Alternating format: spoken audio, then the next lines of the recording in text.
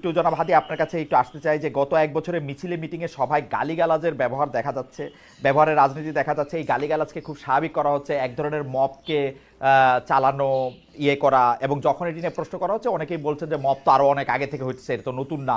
কিন্তু নতুন না হোক, আমরা নতুন বন্দোবস্তের কথা শুনেছি, সেই জায়গা থেকে যদি আপনি একটু বলেন। আরেকটা কথা, এই প্রশ্নগুলি আপনি যদি একটু ছোট ছোট করে একটু যদি বলেন যে জুলাই যোদ্ধাদের ব্যাপারে আপনি কিন্তু খুবই সরব, আপনি আবারও বলতেছিলেন, কিন্তু জুলাই যোদ্ধাদের যারা আহত রয়েছেন, নিহত রয়েছেন, তাদের প্রতি যে সঠিক সম্মান বা সম্মানীর ব্যবহারটা সরকার করতে পারল না, এর জন্য আপনি আসলে কারে দায়ী করেন? এইটার জন্য তো আসলে কোনো ভিতরে ষড়যন্ত্র, ডিজিএফআই এর কোনো কিছুই দরকার নাই। ডক্টর ইউনূস এবং তার উপদেষ্টা পরিষদের সিদ্ধান্তই যথেষ্ট ছিল, এবং এগুলি ইজি, মানে আমাদের চোখের সামনে হয়েছে, রেকর্ডেড আছে, এগুলি ইজি ছিল। এর জন্য আপনি কাকে দায়ী করেন? আর এই যে গালিগালাজ, মব, এই বিভিন্ন জায়গায় আইন নিজের হাতে তুলে নেওয়া, এই জায়গাগুলিকে আপনি আসলে কিভাবে দেখেন জনাব হাদি? ওকে ভাই, ব্যাপার হলো যেটা ওই 1 মিনিটে বলে রাখা, ভাই যেটা বললেন ওই মাহমুদ ভাইয়ের আর প্রশ্ন নাই, সামনে বলি। পৃথিবীতে এরকম 1 ঘন্টা আলাপ করা যাবে যে অসংখ্য বড় বড় মিডিয়া হাউস আছে যার প্রধান সম্পাদক অন্য প্রফেশনে ছিলেন, তারপরে সেখানে এসে নিজেকে প্রতিষ্ঠিত করেছেন নিজের যোগ্যতায়। এটা হলো একটা ব্যাপার। নাম্বার 2, দ্বিতীয় প্রশ্নটা আমি ভাই আপনাকে যেটা কাইন্ডলি একটু বলি যে আপনি যেটা বলছিলেন যে গত যে অ্যাক্টিভিজমের জায়গা থেকে এই যে জুলাই যোদ্ধা বলি, জুলাইয়ের শহীদ বলি, আহত বলি, তাদের ব্যাপারে সরকারের দেখেন কমপক্ষে 1000-এর বেশি অন স্ক্রিন বলেছি, আমাদের কাছে রেকর্ড আছে। এই সরকারের এখন পর্যন্ত সব থেকে যে বড় ব্যর্থতা, যেই গণ অভ্যুত্থানের স্পিরিট, যেই শহীদদের রক্তের মধ্য দিয়ে তার ম্যান্ডেট হয়েছে, সে তাদের প্রতি সুবিচার করতে পারে নাই। প্রথমত কি পারে নাই, এই যে এতগুলো শহীদ আপনি খেয়াল করেন, এখন পর্যন্ত কি আপনি বলতে পারবেন সেন্ট্রাল ডেটাবেজে ঢুকে প্রত্যেক শহীদের বাড়ি কোথায়, তার অবস্থা কি, তাকে কিভাবে পুনর্বাসিত করা হয়েছে, এর কি ন্যাশনাল একটা ডেটাবেজ? 1000 বার বলেছি, বিদেশি প্রবাসী অনেক ভাইয়েরা তাদেরকে সাহায্য করতে চায়, ঠিক কিভাবে করবে? সরকারের একটা জাতীয় ডেটাবেজ থাকবে, অমুক শহীদ এই কয়জন পরিবারের সদস্য মারা গেছে এবং তার পরিবারের এই অবস্থা, তাকে পুনর্বাসন করতে পারে না। হাদি, জাস্ট ছোট করে বলি, এই ব্যর্থতার কথা আপনি অনেকবার বলেছেন, আপনার মুখে আমি অনেকবার শুনেছি। আপনি যদি কারণটা বলতেন যে সরকার এটা করবে না কেন, সরকার তো ওইটাই সরকারের ক্যাপিটাল। এক্স্যাক্টলি দুইটা কারণ। কি কারণে করে? কারণ ভাই দুইটা। কি কারণে? হ্যাঁ, নাম্বার 1, এই উপদেষ্টাদের মধ্যে একমাত্র 2-3 জন ছাড়া আর কোন উপদেষ্টা নাই যারা হাসিনার ফ্যাসিবাদী আমলে ভীষণভাবে নির্যাতিত হয়েছে। এই উপদেষ্টাদের মধ্যে এমন কোন উপদেষ্টা নাই যে এই জুলাইয়ে তার সন্তান হারাইছে বা নিজের চোখ হারাইছে। একমাত্র প্রফেসর ইউনূস 10 তলা হাসিনা বাবাইছে তারে, এই কয়েকটা কষ্ট তার আছে। আদিলুর রহমান শুক্রবাই জেল খেটেছেন। এছাড়া 2-1 জনের বিরুদ্ধে ভিন্ন ভিন্ন, বন্যা আপা, রেজওয়ানা চৌধুরী আপা, ওনার হাজবেন্ডকে গুম করা হয়েছিল। এছাড়া বিভিন্ন এম্বাসি থেকে, বিভিন্ন পলিটিক্যাল স্টেক থেকে, যেভাবে হোক, এটা তো আমাদের কালেকটিভ ব্যর্থতা। আমরা বিপ্লবী জুলাইতে চোখের সামনে একটা ছেলে মারা গেছে, চোখের সামনে একটা ছেলে চোখে গুলি খায় বেডে কাটাইতেছে, এইটাতে সরকারের পক্ষ থেকে টাকা বা অন্য ব্যবস্থা নেওয়ার জন্য আমাকে নির্যাতিত হইতে হবে কেন? আমি তো সাধারণ মানুষ হিসাবে, সন্তান আহত হইলে, হ্যাঁ সন্তান আহত, সাধারণ মানুষ হিসেবেই তার পাশে গিয়ে দাঁড়াবো। মানে এটা তো কোনো যুক্তি, মানে এটা তো আপনি দাঁড়াবেন ভাই। এখন আমি আপনার একটা পরামর্শ দিয়ে রাখি খালিদ ভাই, আমি আপনার একটা পরামর্শ দিয়ে রাখি, আপনার যদি সম্ভব হয় আপনি স্বাস্থ্য উপদেষ্টার সাথে একদিন একটা শো করেন। আমরা 1000 বার বলেছি স্বাস্থ্য উপদেষ্টা উনি ভদ্রমহিলা লোক, ভালো, উনি নিজে অসুস্থ, ওনার ডায়াবেটিসের ইনে লাগে 2 ঘন্টা পর পর, উনি কিভাবে জানেন? না, এটা স্বাস্থ্য উপদেষ্টা না, কিন্তু হাদি জনাব হাদি, আমার একটা কৌতূহল আছে, স্বাস্থ্য উপদেষ্টা বলে তো কিছু এক্সিস্ট করে না। স্বাস্থ্য উপদেষ্টা হচ্ছে ডক্টর মোহাম্মদ ইউনূস। না, নাই তো। আপনারা স্বাস্থ্য উপদেষ্টার ভিতরে 100টা কথা বলেন, ডক্টর মোহাম্মদ ইউনূসের বিরুদ্ধে কথা বলেন না কেন? কারণটা কি? কেন বলি নাই শোনেন, কেন বলি না? ডক্টর ইউনূসের বিরুদ্ধে ফাইনালি এই জন্য বলি না যে ডক্টর ইউনূস হলেন, এখন দেখেন দুইটা ক্যারেক্টার। এই ডক্টর ইউনূস পলিটিক্যাল পার্টি খুলেছিলেন, একদম 100% পেই করছে। কিন্তু এই জুলাইয়ের পরে উনি যখন জুলাইয়ের জবানে, শহীদ পরিবারের জবানে কথা বলতে শুরু করলেন, তখন মানুষ ওনাকে বিশ্বাস করতে শুরু করলো। এখন পর্যন্ত খালেদ ভাই, আমরা যেহেতু অ্যাক্টিভিজম করি, রাস্তায় প্রচুর থাকি, আমরা বিভিন্ন শ্রেণী পেশার মানুষের সাথে কথা বলবার চেষ্টা করি, তাদের এখন পর্যন্ত অনেকের মূল্যায়ন এটা। এই ইন্টারিমের অনেক সমস্যা আছে, কিন্তু এখন পর্যন্ত তারা ইউনূসকে ট্রাস্ট করতে চায়, ঠিক ওই কারণে যে তিনি জুলাইয়ের জন্য কিছু করতে চান। কেন? একদম আওয়ামী বয়ান হইলো। আমি যখন আওয়ামী মন্ত্রীদের চাইপা ধরতাম, ওরা বলতো যে হ্যাঁ আমরা খারাপ, খালি হাসিনা ভালো। একই সিম্পটম তোরে ভাই। মজার ব্যাপার বলি খালিদ ভাই, এইটা যদি আওয়ামী বয়ান হয় তাইলে ইউনূসের এটাও গাইলেইনে সে গুম হয়ে যাওয়ার কথা। আপনি আর মাসুদ ভাই মিলা একটা মাইক নিয়ে এখন ডক্টর ইউনূস এখানে গাইলেন, দেখেন আপনারা কেউ গুম করে কিনা। না, হাসিনারা বলে আমরা এগুলি বলছি। আমি আবার বলি, হাসিনারা বলে আমরা এগুলি হাসিনা নিয়ে বলছি। আমি আপনার ঘটনাটা বলি। আমি ছোট হোক বড় হোক, আমি বলি ছোট হোক বড় হোক, আমি প্রতিষ্ঠান চালাইছি। আমি যেটা চাবো সেইটাই হবে প্রতিষ্ঠানে। ডক্টর মোহাম্মদ ইউনূস হ্যাঁ। যদি চাইতো জুলাই যোদ্ধারা সবার আগে হচ্ছে হ্যাঁ। সবকিছু জুলাই যোদ্ধাদের ঠিক হবে, ওইটাই হইতো। হুম। খালিদ ভাই, এইটা আপনি কোন প্রতিষ্ঠানের কথা বলছেন জানেন? যেই প্রতিষ্ঠানটা ফাংশনাল 17 বছর বয়সে যেই দেশটা ভাঙা হইছে, সেইটা সারতে তো মিনিমাম আপনার কতদিন লাগবে? তো এইখানে কোন প্রতিষ্ঠান এখন আমাদের সমস্যাটা কি জানেন? আমাদের সমস্যা হলো আমরা এই গোপালে কথা বললে মানুষ মনে করবে আমরা সরকারের পক্ষেই কথা বলতেছি, কিন্তু বলতেছেন এই তো সরকারের বলতেছেন তো একটা হাদি, পয়সা সরকারের পক্ষে না। আপনারা কেন জানি খালি ডক্টর মোহাম্মদ ইউনূস একদম হাসিনা সিম্পটম, খালি হাসিনা ভালো আচ্ছা। সবাই খারাপ। আপনি জানেন আমি দায়িত্ব লয়ে ওকে। করতেছি প্রধানমন্ত্রী কার্যালয়, সেই সময়কার প্রধানমন্ত্রী কার্যালয় খুশি হইতো মন্ত্রীদের বিরুদ্ধে দুর্নীতি রিপোর্ট হইলে, বিকজ তাদেরকে খালিদ ভাই, কন্ট্রোল করা আমি যেত। আপনার দুইটা বলি। খালিদ ভাই, আমি আপনার বলি, আপনার মনে আছে কিনা, আপনার মনে করাই দিয়ে আপনি শেখ হাসিনারে প্রশ্ন করতেছিলেন গণভবনের একটা সংবাদ 2015 সম্মেলনে। সালে আমার মনে তো আছে, আপনি শুধু বলছিলেন যে 2015 মাননীয় সালে। প্রধানমন্ত্রী আমরা স্বাধীনভাবে করতে পারবো কিনা, সেই মিডিয়া কাজ করতে পারবে 2015 কিনা। সালে, জি মনে আছে। তারপর আপনাকে, হ্যাঁ 15 সালে আপনাকে সে যেভাবে উত্তর দিছে, খালেদ মহিউদ্দিনের যা চরিত্র, যেরকম ছাইমেইকে ধরা, আপনি এইটা ইউনুসে পারবেন, ইউনুসের সবাই না না, ইউনুসকে পারা যায় না। আমি বলি হাসিনাকেও পারা যায় না, ইউনুসকেও পারা যায় না। আমি বলি হাসিনাকেও পারা যায় না, ইউনুসকেও পারা যায় না। আমি দায়িত্ব নিয়ে বলি, দাঁড়ান এই প্রশ্নটা আমি বলি। বলি প্রধানমন্ত্রী সংবাদ সম্মেলনে ওই প্রশ্ন আমি ওইবারই প্রথমবার করি নাই, টিভি অনেকবার গেছে, তারও আগে আমি করছি। কিন্তু প্রধানমন্ত্রীর প্রশ্নটা করার পরে প্রধানমন্ত্রী যেভাবে আমাকে উত্তর দিছে, সেই সময়কার প্রধানমন্ত্রী, তারপর থেকে আমার কোনো সম্পূরক প্রশ্ন করার উত্তর জায়গা ছিল না। দেয়ার ওয়াজ আ সংবাদ সম্মেলন ফর 30 আদার পিপল। ঠিক আছে, ডক্টর মোহাম্মদ ইউনূস এই সেপ্টেম্বরে, আমার কথা শেষ করতে দেন। এই সেপ্টেম্বরে কিন্তু উনি এখানে আসছে জাতিসংঘের মধ্যে নিয়ে, উনি সবারে দাওয়াত দিছে, আমার ছাড়া। কিন্তু তাই মজার ব্যাপার বলি, এইটা আপনার অবশ্যই পাবলিক, এই যে আজকে আপনি বললেন আমরা জানলাম, আমাদেরকে সরকারের তরফ থেকে এক জায়গা থেকে আমরা প্রশ্ন করছি খালেদ মহিউদ্দিনের মতো ক্যারেক্টার কেন বাংলাদেশে জুলাই গণ অভ্যুত্থানের পরে তাকে কাজে লাগানো হইলো না। আমাদেরকে বলা হয়েছে খালেদ মহিউদ্দিন ভাইকে 2 বার সরকার থেকে, একবার বিটিভির দায়িত্ব নিয়ে আরো একটা বড় পদে বসে, প্লিজ আপনি এই রাষ্ট্রকে গড়ে তুলতে সাহায্য করেন। খালেদ মহিউদ্দিন ভাই রেসপন্স করেন নাই। আমাদের সেক্রেটারিয়াল জব করব না রে ভাই হাদি, আমি কোন সেক্রেটারিয়াল জব মিনিস্ট্রিয়াল জব আমি করব না। তো আমি বাংলাদেশে কোন সেক্রেটারিয়াল জব, কোন মিনিস্ট্রিয়াল জব করব না। আমি বিটিভির দায়িত্ব নিতে আমাকে অফার করা হয়েছিল, আমি বলি বিটিভির দায়িত্ব নিতে আমাকে অফার করা হয়েছিল, আমি শর্ত দিছিলাম বিটিভির প্রোভাইসও ঠিক করেন, আমি তথ্য উপদেষ্টা বা তথ্যমন্ত্রীকে আমি এটা রিপোর্ট করব না। তারা এটাতে রাজি হয় নাই, তারা বলছে আপনি আইসা আস্তে আস্তে করেন। আমি আস্তে আস্তে করার মধ্যে আমি নাই। ফাইন, এটা আমরা জানলাম, কিন্তু খালেদ ভাই আপনার মানে আমরা ওই ভালোবাসার জায়গা থেকে বলি, আমরা তো প্রত্যাশা করছিলাম যে আপনি জার্মান থেকে যেরকম ইউএসএ গেলেন, আপনি জার্মান থেকে এই জুলাইয়ের পরে একবার কিন্তু বাংলাদেশ আপনার খালেদ ভাই দেখি নাই। আপনি আসলে হয়তো কি জানেন, আপনি অনেক মেকানিজমের সাথে কথা বললে, শহীদ পরিবারগুলোর সাথে কথা বললে, তাহলে আপনি আরো যেটা ফিল করতেন। আমি বলি আমার দিকে আলাপটা করলে কি মানে আলাপটা আমি আর আপনি আলাদা আলাপ করবো না। আপনি খালি আমাকে এই কথা বলেন, আমি সরাসরি প্রশ্নটা করি। এটা আমি কামাল ভাইয়ের কাছ থেকেও আসলে একটু জানতে চাইবো, কারণ আপনার কাছ থেকেই আমরা এগুলি সবচেয়ে বেশি শুনি। কারণ যারা আগে জুলাই নিয়ে কথা বলছে তাদের অনেকেই ছাড়ান দিছে, রিটায়ার্ড করছে। আপনি রিটায়ার্ড করেন নাই, আপনি মাঠে আছেন, আপনি কথা বলতেছেন। সেই জায়গা থেকে, সেই রেসপেক্ট থেকে আমি আপনার একটা ছোট্ট বিষয় জানতে চাইতেছি। মাত্র 1000 জন রে, যেখানে আমরা 8 লাখ কোটি টাকার বাজেট করি, মাত্র 1000 জন শহীদ, 1000 জন চরমভাবে আহত, এই 2000 জনকে ভরণ পোষণ করা, তাদের একটা খুশি করা, মানে আমি খুশি শব্দটা বলবো না, মানে তাদের খেয়াল করা, এটা তো এত বড় জটিল কাজ না। এটা কেন করা যাইতেছে না? এইটা ডক্টর মোহাম্মদ ইউনূসকে আপনি প্রথম কেন এর জন্য আপনি অভিযুক্ত করতেছেন না, এটা আমাকে একটু সারপ্রাইজ করতেছে। মানে আর কাউরে এখানে অভিযোগ করার দরকার নাই তো, আমি বুঝি না। খালেদ ভাই জি, এই একটি আপনি যেটা বলছেন না, এই দাবিতে ইনকিলাব মঞ্চ একদিন অনশন করছে যমুনার সামনে। ঠিকানা আমার নিজে ব্রিফিং দিচ্ছে, তখন ঠিকানা থেকে গিয়ে বলছে ভাই খালেদ ভাই টিভি থেকে আসছি, এবং প্রধান উপদেষ্টাকে বলছি এই যে কালেকটিভ ব্যর্থতা, এই ব্যর্থতার ইমাম হলেন আপনি। মাত্র 1000 হোক 1500 হোক, যে শহীদ পরিবারে পুনর্বাসন করতে পারেন নাই, আহতদেরকে সর্বোচ্চ চিকিৎসার জন্য ডেটাবেস তৈরি করতে পারেন নাই, এর সমস্ত ব্যর্থতা এই সরকারের। আর এই সরকারের ইমাম হিসেবে সমস্ত ব্যর্থতা আপনার। আপনি কোন যত সুন্দর করে কথা বললেন, এটা দিয়ে কাভারি হবে না। এই দাবিতে ইনকিলাব মঞ্চ সকাল থেকে সন্ধ্যা পর্যন্ত যমুনার সামনে অনশন করেছে। তারপরে তার একান্ত সচিব আইসা আমাদের কাছ থেকে স্মারকলিপি নিছে যে অতি দ্রুত তারা এটার ব্যাপারে ব্যবস্থা নিবে, এরপরও নেয় নাই। এখন কোন ভাষায় বললে, কেমনে হাত ধরলে, কেমনে পা ধরলে এই কাজটা হবে, এটা আমরা জানি না। এবং ডক্টর ইউনূস যদি আমাদেরকে বলেন যে এইভাবে বললে উনি কাজটা করবেন, তাও আমরা করতে রাজি, কিন্তু উনি বলতেছেন না। আপনারা কি বলেন ওনারে? উনি তো আমার বাপের চেয়ে 20 বছর বয়স। এই গত প্রেস ব্রিফিং যেটা করেছি, সেইখানে ওনারে যা বলছি, আমার মনে হয় উনি সারা জীবন এইটা শুনেন নাই। এরপর আমরা কি চাই, ওনাকে দিয়ে অন্তত ন্যূনতম সেই কেসটা হোক যেটা পলিটিক্যাল পার্টি চাইতেছে না।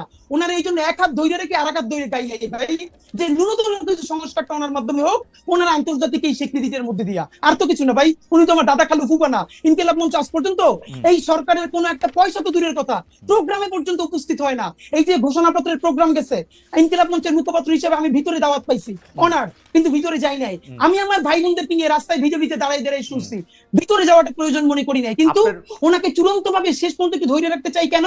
এই জুলাইয়ের মধ্য দিয়ে কিছু সংস্কার হোক। কিন্তু আমার আমার আমার এই বিষয় কোনোদিন যাবে না, মানে এটা তো আপনাদের প্রাথমিক দাবি ছিল, প্রথম থেকে দাবি ছিল, এইটাও উনি কেন করতে পারলেন না? এটা কি উনার অনভিজ্ঞতা না, এটা কি? আমি এটা ঠিক আসলে বুঝি না। আমি একটু জনাব হাদি আপনার কাছে একটু প্রশ্ন করে, যে আপনি প্রায় দাবি করছেন যে গণহত্যার বিচারের আগে কোনো নির্বাচন না, বিচার দ্রুত করার দাবিও তুলছেন, কিন্তু বিচারের ক্ষেত্রে তো টেকনিক্যালি সরকারের হাত থাকার কথা না। মানে আমরা তো ওই রকম ভাবে শেখ হাসিনা সরকারের মতো ট্রাইব্যুনালের নিয়ন্ত্রণ করবো ওরকম বিচার আমরা চাই না। বিচার প্রক্রিয়াকে আইন কানুন মেনে এগোতে হবে। তো সেই ক্ষেত্রে আপনারা বিচারের কতটুকু অগ্রগতি চান, বা সরকার বিচারটাকে কিভাবে তাড়াতাড়ি করবে সেইটা যদি আপনি বলেন, বা নির্বাচন কমিশন কিভাবে করবে? ওকে খালিদ ভাই, এখানে আমরা যেটা খুবই স্পেসিফিকলি বলেছি, যেহেতু এখন দেশ ভোটের ট্রেনে উঠে গেছে, এখানে আমরা খুবই ফাইনালি একদম বলেছি যে বিচার তো একটা লম্বা প্রক্রিয়া। এখন দেখেন বাংলাদেশের বাস্তবতা হলো, দেখেন এই যে আপনি রাজনৈতিক দলগুলোর কথা বললেন, ইভেন এই সরকারের সমালোচনার ক্ষেত্রেও যেটা, বাংলাদেশের রাজনৈতিক দলগুলোর সমস্যা হলো তারা প্রেস ব্রিফিং করে প্রধান উপদেষ্টা অন্যান্যদের সাথে সামনে এসে বলে আমরা তো কোনো নির্বাচনের ভালো রোডম্যাপ পেলাম না। কিন্তু যারা তখন প্রধান উপদেষ্টা বা অন্যান্য উপদেষ্টাদের সাথে বসে, তখন একদল বলে আমার পেট্রো বাংলা লাগবে, আরেক দল বলে আমার অমুক ইউনিভার্সিটির ভিসি লাগবে, আরেক দল বলে আমার স্থানীয় সরকারের সচিব লাগবে। এই ভাগবটোয়ারা পরে যখন তার মন মতো হয় না, তখন বাইরে গিয়ে প্রেসার দেয়। মুশকিল হলো তারা এই সরকারকে সামনে রাখা তারা সবাই নিজের মতো আখের গুছাই নিতেছে, কিন্তু ফেল করলে সরকার লাভ হইলো, বিএনপির লাভ হইলো, জামাতের লাভ হইলো, এনসিপির, কিন্তু ফেল করলে কে? সরকার করবে। নাম্বার 2, গত 4 বছরে খালেদ ভাই আপনি একটা খুবই জিনিস ভালো করে নোটিস করছেন, যে গত 4 মাস ধরে আপনি দেখবেন যে ইউনূস সাহেবের সেই স্পিরিট, সেই ভোকাল নাই। উনি মনে হচ্ছে যেন কোন একটা আপোষের মধ্য দিয়ে যাচ্ছেন, রাইট? এটা তো সত্য কথা। ওনাকে আমরা বলেছি যে দেখেন আপনার আলোচনায় বোঝা যায় আপনি, হ্যাঁ লন্ডন বৈঠকের পরে বোঝা যাচ্ছে যে আপনি আর্টিফিশিয়াল কথা বলেন, আপনি আনস্ক্রিপ্টেড বলতেন, আপনি স্ক্রিপ্ট দেখে দেখে বলেন। এর একটা বড় কারণ, ঝামেলাটা হলো এই সরকার মনে করেছিল ইউনূস সাহেব যে এনসিপির যে ভাইরা আছে তারাই হলো তার ভ্যানগার্ড, একমাত্র ছাত্র জনতা, তার চারপাশে একটা লেয়ার তৈরি করা হয়েছে। একমাত্র অল্প কিছু লোকজন ছাড়া আমি আপনাকে ইভেন বলতে পারবো, পিলখানা কমিশনের মতো গুরুত্বপূর্ণ কমিশন, গুম কমিশনের মতো গুরুত্ব কমিশনের সদস্যরা 1.5 মাস ধইরা প্রধান উপদেষ্টার সাক্ষাৎকার পান না। আপনি ভাবেন, এর মানে এমন একটা লেয়ার, মানে এবং আরো বলি আর্মি সেক্রেটারি ওনার সাথে যিনি আছেন সম্ভবত যে সচিব, তার ক্লিয়ারেন্স ছাড়া তার কাছে কেউ যেতে পারে না। তো এই যে ক্লিয়ারেন্স ছাড়া এটা হওয়ারই কথা, মানে সরকার প্রধানের হওয়ারই কথা। কিন্তু ভাই আপনি দেখেন গুম কমিশনের মতো একটা সিরিয়াস কমিশন, পিলখানা কমিশনের মতো একটা সিরিয়াস কমিশনের মেম্বার যদি তার সাথে 10 মিনিট কথা বলতে না পারেন, তারা তো কাজ শেষ করে যাবেন। এর মানে হলো তার চারপাশে এরকম একটা বলয় তৈরি করা হয়েছে। এই বলয়টা আমরা বলেছি বারবার ভাঙেন। এই বলয়টা না ভাঙলে আপনি যেটা এই যে মাসুদ ভাই বলছেন যে উনি বাংলাদেশের মানুষকে চেনেন না, দেখেন উনি বাংলাদেশের মানুষকে চিনছিলেন বিধায় গ্রামীণ ব্যাংকে সফল করতে পারছেন। কিন্তু এই যে ওনাকে ব্র্যাকেট বন্দি করতেছে কারা? রাজনৈতিক দলগুলো। কিরকম? এই রাজনৈতিক দলগুলো সমস্ত সুবিধা এই সরকারের কাছ থেকে নিবে, কিন্তু এই সরকারের কোনো দায় নিবে না। তারা সবাই মিলা সাদা পাথরের পাথরগুলো খাইয়ে ফেলবে। সেখানে বিএনপি, জামাত ইসলামী সবাই ঐক্যবদ্ধ, কিন্তু দোষ হবে কার? এই সরকার পারে নাই। কিন্তু দেখেন যখন বন পরিবেশ উপদেষ্টারে যারা ঘেরাও দিছে, সেখানে বিএনপি আছে, সেখানে জামাত ইসলাম আছে, সবাই মিলা আমরা একসাথে। আজকে একটা মজার ব্যাপার বলি ভাই, এই যে পত্রিকা নিউজ করছে যে রাজনৈতিক ঐক্যমত্যে সাদা পাথর লুটপাটের ক্ষেত্রে বাংলাদেশের সব রাজনৈতিক দল বিরাট এনসিপি ছিল হাদি, এনসিপি তো নতুন দল, এনসিপি তো করে নাই এখন, মানে জামাত বিএনপি জাতীয় পার্টি মিলে করছে, তারা মিলে এই লুটপাটটা করতে চাইতেছে। এখন আমাদের যেটা মুশকিল, আমরা ভাই নির্বাচনের আগে কি চাইতেছি? আমরা বলছি এই নির্বাচন ফেব্রুয়ারিতেও লাগে না, এই নির্বাচন চাইলে ডিসেম্বরেও করা সম্ভব। দুইটা কাজ করেন প্লিজ। এক নম্বরে হলো এই বিচার তো লম্বা সময় ধরে চলবে, কিন্তু অ্যাটলিস্ট যারা একদম নির্দেশদাতা, আপনি তাদের কিছু বিচারের অন্তত আমাদেরকে দেখাই যান যে স্বচ্ছ একটা বিচারিক প্রক্রিয়ার মধ্য দিয়ে। কিরকম ধরেন আমি সর্বশেষ দেখছি যে সর্বশেষ প্রধানমন্ত্রী সহ আরো কয়েকজনের বিরুদ্ধে বিচার প্রক্রিয়া সাক্ষ্য গ্রহণ শুরু হয়েছে। এটাকে আর কিভাবে এক্সপেডিট করা যায় আপনার কাছে কি মনে হয়? খালেদ ভাই এইটা দেখেন, এই যে ট্রাইব্যুনাল 2 এইটা হ্যাঁ। গঠন হয়েছে কিছুদিন আগে, হ্যাঁ। অথচ আমরা এই সরকার গঠন হওয়ার সাথে সাথে বলছি ট্রাইব্যুনাল 2 না, কেন, আপনি মামলাটা 10টা রেডি ছিল না ট্রাইব্যুনাল তো। করেন হাদি না কেন? হাদি আপনি একজন শিক্ষক মানুষ, আপনি এটা বলেন মামলাটা তো রেডি হইতে সময় লাগে। এইটা একটা এত বড় মামলা, আরে ভাই, আমি আপনি আপনাকে যদি এটা বলি, যেন তেন আমি আপনাকে প্রকারে বলি। রেডি করেন, পরের সরকার আসলে বা অন্য কেউ আসলে অন্য কারো বাজে ইন্টেনশন থাকলে এটা তো টিকবে না। মামলাটা তো রেডি করতে হবে। খালেদ ভাই, আপনি একটু আন্তর্জাতিক অপরাধ ট্রাইব্যুনালে যারা কাজ করতেছে তাদেরকে একটু কাইন্ডলি ডাইকে কথা বলেন হুম। যে এই মামলা যেন খুবই ভালো ডকুমেন্টেড করে দ্রুত করা যায়, এই জন্য তাদের এক্সট্রা কি ইনিশিয়েটিভ ছিল আমি আপনারে বলি দায়িত্ব নিয়ে, আপনি ফ্যাক্ট চেক করেন। হুম। এই যে আইসিটি করা হয়েছে, তাদের সাথে পুলিশ দেওয়া হয়েছে না, হুম। সব থেকে দুর্বলতম পুলিশ, যার কান্দা থেকে বন্দুক খুলে বলে আমাদেরকে বলতেছে সেখানকার সদস্যরা। এমনও হয়েছে যে অপরাধী ধরতে গেছে, পুলিশ দৌড়িয়ে পারে না, তো এই যে আন্তর্জাতিক অপরাধ ট্রাইব্যুনালের যে টিম, তারা দৌড়ে আসামি ধরতেছে। কিরে ভাই, ওকে, মানে অপরাধ ট্রাইব্যুনালের যে আমার মনে হয় অ্যাডভোকেট, তার কাছে দৌড়ে আসামি ধরা, আমার মনে হয় বন্দুক খুলে পড়ে সেই রকম দিয়ে আপনি রাখছেন, এটা হাদি কিভাবে আবার চালাবেন? আসবো আপনার কাছে। একজন প্রশ্ন করেছেন জুলাই আন্দোলনে খালেদ মহিউদ্দিন আপনার অবদান কি? আমার কোনো অবদান নাই জুলাই আন্দোলনে, আমি সাংবাদিক মানুষ, আন্দোলনে অবদান আমার নাই। 2 নাম্বার হচ্ছে যে তারেক সাহেবের ইন্টারভিউ কেন নেন নাই? তারেক সাহেবের ইন্টারভিউ নিতে গত 5 বছর ধরে আমি ক্রমাগত চেষ্টা করে যাচ্ছি, তারেক সাহেব আমাকে ইন্টারভিউ দিচ্ছে না। শেখ হাসিনার ইন্টারভিউ নেওয়ার জন্য আমি গত 8-9 বছর অনেকবার চেষ্টা করেছি। একবার ডয়েচে ভেলে থেকে বিশেষ অ্যাসাইনমেন্টে উনি জেনেভায় এসেছিলেন, জেনেভায় তার হোটেলের নিচে দাঁড়িয়েছিলাম, উনি পুলিশ দিয়ে আমাকে, মানে সুইস পুলিশ দিয়ে আমাকে সেই জায়গা ত্যাগ করতে বাধ্য করেছেন। এমনকি সজীব ওয়াজেদ জয়, আমি ডয়েচে ভেলেতে থাকা অবস্থায় আমার আরেক কলিগকে ইন্টারভিউ দিয়েছেন, আমাকে ইন্টারভিউ দেন নাই। ডক্টর মোহাম্মদ ইউনূস যতদিন আসলে সরকারের প্রধানের ক্ষমতায় ছিলেন না, তখন আমাকে ইন্টারভিউ দিয়েছেন, প্রথম ইন্টারভিউটা, এখন দেন নাই। সেটাই হচ্ছে কথা। আমি জনাব হাদি আপনার কাছে আসি। জনাব হাদি, যেই নির্বাচনটা কখন হবে সেই প্রসঙ্গের মধ্যে থেকে, এবং জনাব মাসুদ কামাল ভাই এনসিপির কথাও একটু বলতেছিলেন যে যারা নেতা হয়েছেন সেখানে, আমাদের অনেকে আপনাকে এই প্রশ্ন করেছেন, আমাদের গবেষক দলে একটি আপনাকে প্রশ্ন করেছেন যে 5 আগস্ট জুলাই ডক্টর ইউনূস জুলাই ঘোষণাপত্র পাওয়ার পরে এনসিপি বা বাংলাদেশ গণতান্ত্রিক ছাত্র সংসদ এবং এমনকি আপনাদের মধ্যে এক ধরনের মনোমালিন্য, ঘরের মধ্যে মশারি, কেউ কেউ বলতেছেন দলের মধ্যে দল, আপনারা আলাদা হচ্ছেন নাকি আপনারা এক হচ্ছেন, সেরকম অনেক কথা বলছেন। আপনি ব্যাপারটাকে আসলে কিভাবে দেখেন? প্রশ্নের মধ্যে আরো প্রশ্ন আছে, আপনাকে অনেকে প্রশ্ন করেছেন, শুধু আপনাকে দর্শকরা এই প্রশ্নটাও করেছেন যে আপনি এনসিপিতে যান নাই কেন? আপনি নাগরিক কমিটিতে থাকলেন, এনসিপি যখন হইলো তখন আপনি গেলেন না কেন? আচ্ছা, এটা আমি বলতেছি, এটা আমি ফেসবুকে অনেক আগে ক্লিয়ার করছি, তারপর আমি আপনাকে একটু বলি। যেহেতু প্রশ্নটা আসেন, আমি ভাবছি আপনি হয়তো প্রশ্নটা পড়বেন, তা আমি একটু আপনার মাধ্যমে মাসুদ ভাইকে একটু কাইন্ডলি প্রশ্ন করে রাখতে চাই।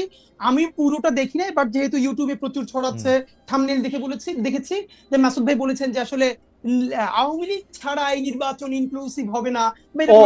এটা আমার সর্বশেষ প্রশ্ন, কামাল ভাইয়ের জন্য এটা সর্বশেষ প্রশ্ন। কামাল ভাই এটা মনে করেন কিনা? ঠিক আছে, ঠিক আছে, ঠিক আছে, এটা আমার অবশ্যই প্রশ্ন যে কামাল ভাই এটা মনে করেন কিনা। জি রাইট, আপনি যদি আপনি বলেন। নাম্বার 2 হলো এইখানে ভাই কয়েকটা ব্যাপার, যে মুচলেকা দেওয়ার যে কথাটা বললেন না মাসুদ কামাল ভাই, যে ওরা কেন মুচলেকা দিল। একটা ব্যাপার হলো, দেখেন এই গণ অভ্যুত্থানের পরে আমাদের সাথে যারা উপদেষ্টা হয়েছে, বিভিন্ন আন্দোলন করছে, এদের ব্যাপারে যখন যেটা দেখেছি আমরা সমালোচনা করেছি। কিন্তু একটা ব্যাপার দেখেন খালেদ ভাই, আমারে আজকে আপনারা যত বিপ্লবী মুভি দেখেন, যাই দেখেন, আমি নাহিদের 1000টা সমালোচনা করছি, নাহিদের করছি, অন্যদের করতেই থাকবো। কিন্তু এরপর আমি যেটুকুন অ্যাড্রেস করব, যদি এই ফ্যাসিবাদের পতন না হইতো, তাইলে যদি প্রথম কারো ফাঁসি হইতো, সেই ফাঁসিটা নাহিদের হইতো, আমার ওয়াকার সাহেবের হইতো, ওয়াকার সাহেবের হইতো, হয়তো সেটা কি ওয়াকার সাহেবের আগে হইতো না নাহিদ সাহেবের আগে হইতো, এটা নিয়ে আমার ডাউট আছে। কারণ আমার কাছে মনে হয় যে শেখ হাসিনার পুরা দায়টা ওয়াকার সাহেবের দেয়। উনি মনে করেন না নাহিদ সাহেব এত বড় বিপ্লবী, উনি মনে করে ওয়াকার সাহেব বেঈমান করছে। আপনি বয়ানটা দেখেন কিন্তু। আচ্ছা ওকে, সেটা যেটাই হোক, কিন্তু সিভিলিয়ানদের মধ্যে, কারণ নাহিদ যেদিন 3 দফা মানে 1 দফায় ঘোষণা করেছে, সেদিন কিন্তু তার মৃত্যুর পরোয়ানা মানে সে স্বাক্ষর করেছে। এখন এখানে ব্যাপার মুচলেকা দেওয়ার ব্যাপারটা মাসুদ ভাই কেন রিলেট করতে পারবেন আমি আপনাকে বলি। এর কারণ হলো, মাসুদ ভাই এর উত্তরটা একটু আগে বলছে, আপনাকে বললো না যে ওনাকে আওয়ামী লীগের সময়েও ডিজিএফআই থেকে 2-3 বার চা খাইতে ডাকছে, তো উনি যান নাই, কিন্তু কিছু হয় নাই। এর মানে হইলো ডিজিএফআই আসলে অত খারাপ না, আমরা যারা খারাপ মানুষ ছিলাম এদেরকে ডিজিএফআই আয়নাগর দিয়ে হেদায়েত করে ফেলছে। কিন্তু মাসুদ ভাই ভাবেন, ডিজিএফআই চা খাইতে ডাকতেছে আর মাসুদ ভাই যাইতেছে না, তাও ডিজিএফআই এর কিছু বলতেছে না। আমি আপনাকে কিছু ছোট স্মরণ করে দিই। নুরুল কবির ভাই, আমি আমার অনুষ্ঠানে অন্য কোনো কথা যেটা আমি দায়িত্ব নিয়ে করছি, নুরুল কবির ভাই আমার অনুষ্ঠানে গিয়া ডিজিএফআই রে, শেখ হাসিনা রে, মানে ইন্ডিপেন্ডেন্ট টেলিভিশন অনুষ্ঠানে এমন কথা বলছে যেগুলো আমি এখন মুখ দিয়ে কইতে পারবো না। ওই কথা বলার পর নুরুল কবির ভাইদের একটা আলাদা অবস্থান ছিল, মাসুদ কামাল ভাইদের একটা আলাদা অবস্থান ছিল। যেটার জন্য এত দেখেন দেখেন সহজ না আসলে কিন্তু। কামাল ভাইয়ের শুধু মনে করাই দিয়ে যে উনি নাহিদের শরীরের দাগ দেখছেন কিনা, ওকে, ওনার সন্তান যদি ওইটা হইতো বা ভাই ভাই সারা শরীরের কি অবস্থা, কোনো মানুষ সুস্থ থাকতে পারবে? নাহিদের হাজারটা সমালোচনা আমি করি, কিন্তু ভাই নাহিদের শরীরের দাগটি দেখা যায়? না তো ঠিক আছে, এইটা হলো একটা প্রশ্ন, ঠিক আছে, সুতরাং মুসলিমের উত্তর পাবেন। নাম্বার 2, জি এই সরকারের ভাই বললো না যে ভাই দেখেন আমি নিজেও বলি এই সরকারে যারা উপদেষ্টা হয়েছে ছাত্রদের, প্রথম হলো কে কে হয়েছে এই প্রশ্নটা পরে। এখন ধরেন আমাদের প্রাইভেট বিশ্ববিদ্যালয়কে আমি বলি, আমরা বলি এই আন্দোলনের বাঁশের কেল্লা। ঢাকা বিশ্ববিদ্যালয় যখন একদম মুক্ত হয়ে গেছে, পুরো আন্দোলন মরে গেছে, তখন এই আন্দোলনকে নতুন করে জীবন দিয়েছে, বাঁচিয়ে রেখেছে প্রাইভেট বিশ্ববিদ্যালয়। কারণ আমার বাসা রামপুরে, আমি আন্দোলনের শুরু থেকে শেষ পর্যন্ত ব্রাকের সামনে, ইস্ট ওয়েস্টের সামনে এই পুরো ঘটনার সাক্ষী যে কি হয়েছে। সুতরাং এখন কথা হলো ভাই, ধরেন 10 জন উপদেষ্টা নিবে ছাত্রদের মধ্য থেকে, তাইলেও কি সকল প্রাইভেট বিশ্ববিদ্যালয় থেকে একজন করে নেওয়া সম্ভব? বাকি যে হাজার হাজার হবে না, সেও তো প্রশ্ন তুলবে, এটা কোনো প্রক্রিয়া না। কিন্তু আমরা বরং যেটা করতে চাই, এই যে 2 জন ছাত্র উপদেষ্টা হইলো, এখানে তো 2 জন নেওয়া ঠিক হয় না। এই সরকারের একমাত্র বৈধতা এই ছাত্র উপদেষ্টারা তাদের সাথে আছে। কারণ যখনই তারা চাপে পড়ে কোনো অকাজ কইরা, তখন বলে আমাদের সাথে ছাত্ররা আছে। কিন্তু ছাত্ররা যে দাবি জানায়, সেগুলো সে ডক্টর ইউনূস সাহেব একটাও বাস্তবায়ন করে না, ক্যাবিনেটে বাস্তবায়ন করে না। কেন করে না? কারণ এই ক্যাবিনেটের অনেকজন উপদেষ্টা ইতিমধ্যে বিভিন্ন রাজনৈতিক দলের সাথে নেগোসিয়েশন করছে। আমারও কিন্তু তাই মনে হয় যে হ্যাঁ। আপনি কি সেটা বলেন যে 7 জন উপদেষ্টাই বা 10 জন উপদেষ্টাই ছাত্রদের থেকে নেওয়া উচিত ছিল? এই আমি পিক এন্ড মনে চুজটা করি করা 3 উচিত হয় ভাগের নাই? ন্যূনতম 1 ভাগ, 3 ভাগের ন্যূনতম 1 ভাগ ছাত্রদের মধ্য থেকে নেওয়া উচিত ছিল, মানে এবং 22 এখান থেকে জনের, অবশ্যই না প্রাইভেট আমি কি হিসাব করি বিশ্ববিদ্যালয় থেকে 22 নেওয়া উচিত জনের ছিল। 3 ভাগের 1 ভাগ, মানে আপনি 8 জনের কথা বলতেছেন যে ছাত্র উপদেষ্টা 8 জন 7-8 অন্তত। জনের। এবং আমরা সেখানে প্রেস ব্রিফ করে বলেছি এইখান থেকে প্রাইভেট বিশ্ববিদ্যালয় থেকে নিতে হবে মিনিমাম 2 জন। হুম, আমাদের নারীরা যদি না নামতো, জীবনে জুলাই সফল হতো না। একজন কই নারী শিক্ষার্থী কই? এই আমরা বলেছিলাম, তখন আমাদেরকে বলে যে নারীরও এক্সপার্টিস আছে কিনা। তখন আমি প্রশ্ন করছি, এই যে উপদেষ্টাদের মধ্যে মিনিমাম 5 জনের নাম বলতে পারবো যাদের কোনো এক্সপার্টিস নাই, তাদেরকে যদি রাষ্ট্র পালতে পারে, তাহলে আমাদের 2টা বোন এই সমস্ত নারীদের মধ্য থেকে, ছাত্রীদের মধ্য থেকে উপদেষ্টা হইলে আমরা ইনক্লুসিভ ফিল করতাম না, ইনক্লুডেড ফিল করতাম না? আমাদের প্রাইভেট থেকে 2টা ছাত্র যদি থাকে, কওমি মাদ্রাসা এত জীবন দিছে, ধরেন মাদ্রাসা থেকে একটা ছেলে, প্রাইভেট বিশ্ববিদ্যালয় থেকে 2টা ছেলে, নারী শিক্ষার্থীদের মধ্যে থেকে 2 জন বা 1 জন, তাতে আমরা সবাই ইনক্লুডেড ফিল করতাম। এইটা না করে যেটা হইছে, এখন ছাত্র জনতা এই বিভাজিত হইছে। ইনক্লুডেড ফিল না এখন কইরা, জি। এই ইনক্লুডেড ফিল না কইরা জনাব মাহফুজ, জনাব নাহিদ, জনাব আসিফ উপদেষ্টা পরিষদে গেলেন কেন? এবং ডক্টর ইউনূস যখন ক্লিনটন ফাউন্ডেশনে মাহফুজ সাহেবকে পরিচয় করে দিচ্ছেন, উনি হচ্ছেন এই আন্দোলনের মাস্টার মাইন্ড, যখন শফিক সাহেব বলতেছেন যে এই আন্দোলনের পিছনে ছিল হচ্ছে এই যা, তখন ওনারা খুব আরাম করে মৃদু মৃদু হেসে এটা উপভোগ করতেছিলেন কেন? ওনারা কেন বললেন ঠিক না এই যে কারণে আমি বলছিলাম আমাদের ভাই যে, বোনটা না আসা পর্যন্ত আমরা থাকবো না এখানে? দেখেন এই জন্যই বলছিলাম যে মাহফুজ আলমের ব্যাপারে আমরা একটা পরামর্শ দিয়েছিলাম, এইটা কিছুদিন আমার মনে হয় বাস্তবায়ন হচ্ছে। যেমন আমি বলছিলাম ওনার হাত থেকে ফোন কাইডে নেওয়া হোক, উনি যখন পোস্ট করতে চাইবেন, এটা প্রধান উপদেষ্টা দেখে পোস্টটা দিয়ে দিবেন। এরপর উনি অনেকদিন চুপচাপ ছিল, এরপর সরকার কিছুটা নিরিবিলিও ছিল। তো এখন আমাদেরকে যদি এগুলোই চলানো লাগে, তাহলে ভাই আমরা দেশ চালাই। আচ্ছা ঠিক আছে, এগুলি বাদ দেন। আসলে আমরা এখানে মাহফুজ সাহেব নাই, আপনি যদি এইটা বলেন, আপনি এনসিপি কেন করেন নাই? নাগরিক কমিটিতে আপনি ছিলেন, তারপরে আপনি এনসিপি তে কেন আসেন নাই? আপনি ইনকিলাব মঞ্চকে, আপনি যদি আর 1-2 মিনিটের মধ্যে যদি আপনি বলেন যে ইনকিলাব মঞ্চটা আপনি আসলে কি দেখেন? এটা কি একটা প্রেসার গ্রুপ, এটা একটা মব চালানোর জিনিস, এটা কি আসলে কি বা এটা কি হইতে চায়? খালেদ ভাই, আপনি যে কাজটা করছেন, এটা হলো প্রতিবাদ জানাই। আপনি মব নিয়ে বলবেন তো, এই জন্য মবের উপর অনেক লেখাপড়া নিয়ে আসছিলাম, 3-4 পৃষ্ঠার এনসাইক্লোপিডিয়া থেকে শুরু কইরা সব নিয়ে আসছিলাম, আসলে কোনটার মব বলে। আপনার শুধু দায়িত্ব নিয়ে বলি, ইনকিলাব মঞ্চ গত 1 বছরে 100-এর উপরে রাজপথে প্রোগ্রাম করছে, সিরিয়াস প্রোগ্রাম। এর একটা প্রোগ্রামে ইনকিলাব মঞ্চ কোনোদিন কারো গায়ে হাত দেওয়া তো দূরের কথা, 1 টাকার জিনিস নষ্ট করছে। মব যেটা একাডেমিক লেভেলে প্রমাণ যদি দিতে পারেন, তাহলে জীবনে আর কথা বলবো না। আমি আপনাকে কিন্তু এই না জনাব হাতি, আমি আপনাকে বলি, আমি কিন্তু আপনাকে ফলো করি, ইনকিলাব মঞ্চকে ফলো করি। আমি বলতেছি এটাকে আপনি কি বলতে চান, কারণ এক একটা তো এক এটা একটা বাংলাদেশের জুলাই অভ্যুত্থান অনুপ্রাণিত বাংলাদেশপন্থী স্বাধীনতা সংগ্রামের টিকিয়ে রাখার জন্য একটি সাংস্কৃতিক প্ল্যাটফর্ম। যেই সংস্কৃতির আমরা মনে করি যারা আইন নিজের হাতে তুলে নেয়, আপনারা কি আইন যারা নিজের হাতে তুলে নেন তাদের বিরুদ্ধেও আপনারা প্রতিবাদ করেন? কারণ এটাও এখন একটা বড় হাজারবার বলছি। রাইট, এটা দিয়েও যদি আপনি একটু বলেন। না মানে আপনি ঢাকা বিশ্ববিদ্যালয়ের এক শিক্ষার্থীকে একজন যে তিরস্কার করেছিল, তাকে শাহবাগ থানায় গ্রেফতার করা হলো। এরপর কেউ কেউ গিয়ে তাকে মুক্ত করার চেষ্টা করলো। আমরা তাদের বিরুদ্ধে সবথেকে বড় ভূমিকা নিয়েছি। আমরা বলেছি এইসব অসভ্যতা বন্ধ করতে হবে, এবং অবশ্যই যারা মত করতেছে এদের বিচার করতে হবে। কিন্তু ভাই, এই যে মব যেটা বলি, বাংলাদেশে এখন গুগল সার্চ করলে মব লাগলে খালি 1 বছরের নিউজ আসে। এই মব তো সন্ত্রাস শুরু হয়েছিল রাষ্ট্রীয় পৃষ্ঠপোষকতায় শাহবাগে। শাহবাগের সময় দেখেন কোথাও তো মব বলতেছে না, সেই মব কোথায় এটা আমরা খুঁজতে চাই। না না না না না, কেউ বলতেছে না, না বললেই কোনো কিছু মব না হয়ে অন্য কিছু হয়ে যায় না, এটা শফিক সাহেবের স্টাইল। মব না বইলা সন্ত্রাস বলা, কিন্তু মব আসলে তাই। শাহবাগে একটা ইয়া তোলা হইতেছে, এই আইন বাতিল করে অন্য একটা আইন করতে হবে এটা করার জন্য, সেটা ঠিক আছে। আপনি কেন এনসিপি করেন না সেটা যদি এক লাইনে বলতেন, অনেক দর্শকের। আমি এনসিপি করি নাই ভাই, আমি জাতীয় নাগরিক কমিটির কেন্দ্রীয় সদস্য ছিলাম। যখন এটা পলিটিক্যাল ফরমেশনে যাবে তখন আমার মনে হয়েছে যে পলিটিক্যাল পার্টি জুলাই অভ্যুত্থান অনুপ্রাণিত অবশ্যই একটা লাগবে, কিন্তু সবাই যদি পলিটিক্সে যায়, দেখুন এখন আমাকে বিএনপি গালি দেয়, আবার বিএনপি আমার কথা পছন্দ করে, জামাত গালি দেয়, জামাতও পছন্দ করে, কারণ আমরা জুলাইয়ের একটা প্রেসার গ্রুপ হিসেবে সবাইকে একতাবদ্ধ রাখবার চেষ্টা করছি। তখন মনে হয়েছে আমি যদি নিজে একটা পার্টিতে যাই তাহলে এই আমার শেষ প্রশ্নটা আমি করে রাখি, আপনি করে রাখি, আপনি সকলকে একতাবদ্ধ রাখতে চাইছিলেন, আপনি একজন শিক্ষক, আপনি আপনার জন্য কত নাম্বার আপনি দিবেন, আপনি সকলকে একতাবদ্ধ করতে পারছেন কিনা? এই রিটায়ার করেছেন, তিনি নিশ্চয়ই কাজ ভালো করেন নাই, অনেকগুলা খারাপ কাজ করেছেন, সেই সময়টা জনপ্রত্যাশার এগেইনস্টে গিয়ে করেছেন। সত্য তথ্যের উপর না থেকে অসত্য তথ্য তিনি তার সংস্থা থেকে বলেছেন, সেগুলো সব খারাপ। তো তার জন্য তো আদালত আছে, কিন্তু আদালতে যাবেন, আমি তাদেরকে আদালতে নিয়ে যাই, আইনের আওতায় নিয়ে যাই, কিন্তু আইন আমার হাতে আমি তুলে নেবো কেন? এটা তো কোনো অবস্থায় আমরা সমর্থন করবো না। এই জন্য আপনার স্মরণ থাকার কথা, 5 তারিখ রাত্রেই আমরা ঘোষণা করেছি যে ব্যক্তিগতভাবে আমরা কারো উপর থেকে কোনো প্রতিশোধ নেব না, এবং আমরা নেইনি। আমাদের 2-1টা ব্যতিক্রম ঘটনা ঘটেছে, আমরা তাদেরকে শাস্তি দিয়েছি, আমরা ছাড় দেই নাই কাউ। আমাদের এই ঘটনাগুলো র্যান্ডম না, ব্যাপক না, 2-1টা বিচ্ছিন্ন ঘটনা, আমরা কাউকে ছাড় দেই। আমরা যেহেতু আপনার সময় কম, আমরা দ্রুত একটা বিষয় থেকে আরেকটা বিষয়ে যেতে হচ্ছে। সম্প্রতি আপনি একটি ভাষণে বলেছেন, আমি এখানে ছোট্ট একটু অ্যাড করতে চাই। এই যে মব, যেটাকে এখন মব বলা হচ্ছে, এর চাইতে কিন্তু আরো নিকৃষ্ট মব কিন্তু গত 15.5 বছর মানুষ প্রত্যক্ষ করেছে, ইভেন আপনাদের সাংবাদিকদের সাথে হয়েছে, আরো অনেকের সাথে, পলিটিশিয়ানদের সাথে তো এগুলো কোনো ডাল ভাত, কোনো ব্যাপারই ছিল না, সিভিল সোসাইটির মানুষের সাথে, শিক্ষকদের সাথে, কিন্তু ওইগুলা দিয়ে আমরা এটাকে জাস্টিফাই করতে চাই। হয়েছে বলেই আমরা সবাই মিলেই কিন্তু এগুলি প্রতিরোধ করেছি, প্রতিবাদ করেছি, আসলে যে যার জায়গা থেকে প্রচন্ড ভাবে প্রতিবাদ করেছে।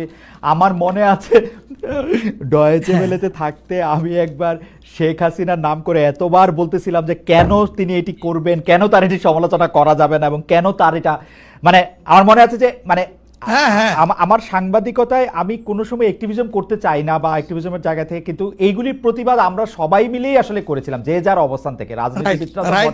এখনো আমাদেরকে করতে হবে, কিন্তু এখনো যদি আমরা সেই জায়গার মধ্যেই থাকি এবং কেউ কেউ আমরা এটা বলি যে তারা করেছে সেজন্য এটা ঠিক আছে, সেইটার ব্যাপারে আপনার কাছে বিচার দিতে চাইছি। প্রশ্নই ওঠে না, এটাকে সাপোর্ট করা যাবে না। আরেকজন অন্যায় করেছে তাই আমি আরেকটা অন্যায় করবো, এটা চলবে না। আর তাইলে আমরা ভালোর দিকে আগাবো কিভাবে? অ্যাবসলিউটলি আমরা তো আগাতে পারবো না। আপনি সম্প্রতি এক ভাষণে বলেছেন, আরেকটা প্রসঙ্গে যাই, যে সেই গণতন্ত্র হালাল যার মাধ্যমে আল্লাহর বিধান কায়েম করা যাবে, বুলেট নয় ব্যালটের মাধ্যমে যেতে হবে। এটা আপনি বলেছেন হাদিসের রেফারেন্স দিয়ে। আপনার এই বক্তব্যের প্রতিবাদ করেছেন মুফতি ডক্টর সাইয়েদ মোহাম্মদ এনায়েতুল্লাহ আব্বাসী সিদ্দিকী। রবিবার ফেসবুক এক পোস্টে দাবি করেছেন যে তিনি হাদিসের সুস্পষ্ট অপব্যাখ্যা করেছেন। আপনি এক লাইনে আবার একটু ব্যাখ্যা দিবেন কিনা? আমি হাদিসের দেই নাই, আমি বলেছি যে ডেমোক্রেটিক যে প্রসেসটা, এটা রাসূল করিম সাল্লাল্লাহু আলাইহি সাল্লামের পরে যারা রাষ্ট্র পরিচালনা করেছেন খোলাফায়ে রাশিদিন, তাদের সময় ছিল, এবং এটা বাস্তবতা আমরা সবাই জানি। হযরতে ওমর খুতবা দিতে দাঁড়াইছেন, সাধারণ মুসল্লি বলছে আমি আপনার খুতবা শুনবো না। কেন শুনবেন না? ওই যে আমরা কুশাগার থেকে কাপড় পাইলাম, আমার কাপড়ে লম্বা জামা হইলো না, আপনারটাই লম্বা জামা হইলো কেমনে? এই তো সেম কাপড় দেখতেছি। তখন তিনি তার ছেলে আব্দুল্লাহ ইবনে উমরকে বলেছিলেন, বাবা তুমি এবার জবাব দাও। তিনি দাঁড়াইয়া বললেন যে দেখেন, বাবা তো রাষ্ট্রের দায়িত্বশীল, তার সাথে বিভিন্ন বিদেশি প্রতিনিধি দল আসে, এই রাষ্ট্রের সম্মানে আমি বাবাকে বলেছিলাম যে বাবা আমাদের পোশাক 2 টুকরা করে কাটার দরকার নাই, আপনি অনুমতি দিলে আমি কুশাগারকে রিকোয়েস্ট করতে চাই যে আমাদের 2 পিস না কেটে দিয়ে দেওয়ার জন্য, সেটা দিয়ে আপনি জামা বানাবেন। তো আমার বাবা এবং আমার 2 পিস মিলে উনার 1 পিস হয়েছে, এবং তাই উনার জামা লম্বা। তো লোকটা বসে আল্লাহ শুকরিয়া আদায় করে বললেন যে খলিফাতুল মুসলিমিন, এবার আপনি আপনার খুতবা দেন, আমি শুনবো, মন ভরে শুনবো। তো এই দেখেন, এটাই তো বিউটি অফ ডেমোক্রেসি। ওই যে আপনি ফ্রিডম অফ এক্সপ্রেশন বললেন, এর চাইতে ভালো ফ্রিডম অফ এক্সপ্রেশন কোথায় পাবেন আপনি? আমি বলেছি যে না, গণতন্ত্র হচ্ছে এটা কোনো ইজম না, এটা আপনি নিজেও জানেন। গণতন্ত্র কোনো মতবাদ না, it's a way to establish your ism, আপনি যেটা চয়েস করেন। এটা ক্যাপিটালিজম হইতে পারে, সোশ্যালিজম হইতে পারে, কমিউনিজম হইতে পারে, এরকম যেটাই হোক সেটা আপনি করবেন। কিন্তু এটা একটা ওয়ে, এই বাহনের উপরে আপনি চড়ে যাবেন।